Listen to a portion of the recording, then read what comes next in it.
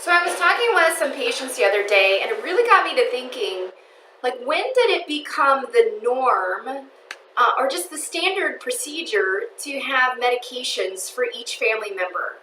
You know, people don't even bat an eye at this anymore in today's society.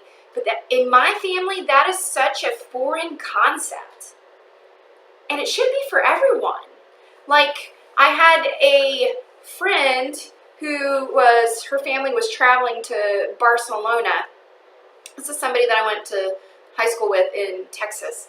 And she said, boy, I have to think about all the medications to pack for my husband and my kids for being gone for 2 weeks in Barcelona. And I'm thinking, oh my gosh, there's nobody in my family that's ever on a medication, let alone, one that they take every day for basically the rest of their lives.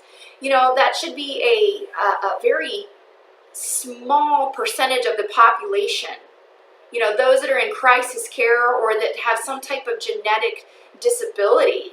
It shouldn't be the norm. It shouldn't be status quo. And you need to ask yourself if this is normal.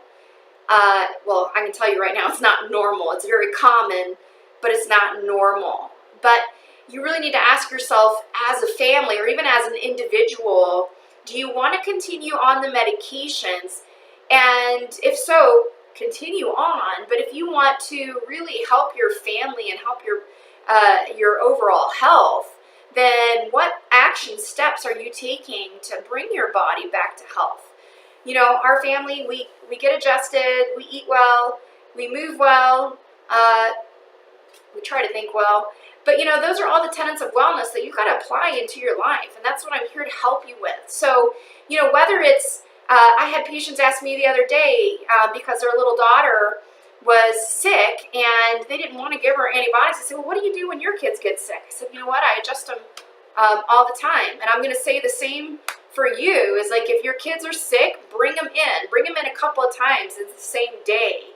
Every time there is scientific research out there that shows a direct correlation with movements of the spine and improvements upon the immune system, immune function, which means that helps you to heal. So, worried about bringing them in the middle of the craziness? Bring them in right at the beginning of, or right at the end of shift. Get your kids adjusted. Fill them with healthy, nutritious foods. Don't let them eat crap. Don't let them eat sugar. Our cabinets, what they're filled with, not medicine. We have colloidal silver. We have elderberry extract. We have vitamin D. We have omega-3s. Just trying to think off the top of my head. Those are the basics for our family. And so over the next couple weeks, I'm going to give you some tips, like what to do if your kid has pink eye, or what to do if you suspect an ear infection. Those types of things that you don't always have to run to the ER for, or your medical doctor, so they can give you an antibiotic that by the way destroys your normal gut flora, which is 90% of your immune function. Also will give kids an increased risk for asthma if antibiotics are given under the age of 2. No, you don't have to do any of that. Those should only be reserved for crisis care. So I want to teach you the difference of wellness and crisis care, and anything that I can do to help along the way. That's what I'm here for. Ask me questions. If we need to schedule a consultation, we'll take as long as we need. I'm here to help you transform not only your life, but your families, so that you can live in victory.